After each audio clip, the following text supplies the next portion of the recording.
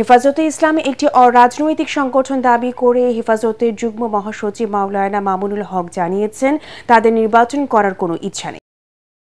প্রাথমিক বিদ্যালয়ে অনতিবিলম্বে সঙ্গীত শিক্ষক নিয়োগে বিধিমালা বাতিল করে ধর্মীয় শিক্ষক নিয়োগের বিধিমালা জারি, রাষ্ট্রীয়ভাবে ৫ মে শাপলা গণহত্যা দিবস ঘোষণা করা ও কোরআন অবমাননার বিচারের দাবিতে সকালে ঢাকা রিপোর্টার্স ইউনিটিতে সংবাদ সম্মেলনে তিনি এসব কথা বলেন।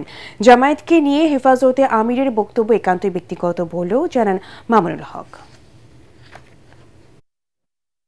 হেফাজতে ইসলাম বাংলাদেশ সরাসরি কখনোই কোনো রাজনৈতিক সিদ্ধান্ত অথবা রাজনীতি তৎপরতার সাথে, বিশেষ করে দলীয় রাজনীতির সাথে হেফাজতের কোনো সাংগঠনিক সংশ্লিষ্টতা নেই।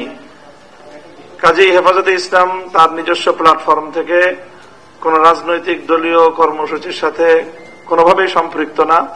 কাজেই সেই হিসাবে নির্বাচনী নিজস্ব কোনো তৎপরতা, কোন জোট অথবা কোন অ্যালায়েন্স করার হেফাজতে ইসলাম বাংলাদেশের মৌলিক নীতিমালার পরিপন্থী, কাজেই সেটা করার সুযোগ হেফাজতে ইসলাম বাংলাদেশের পক্ষ থেকে নেই।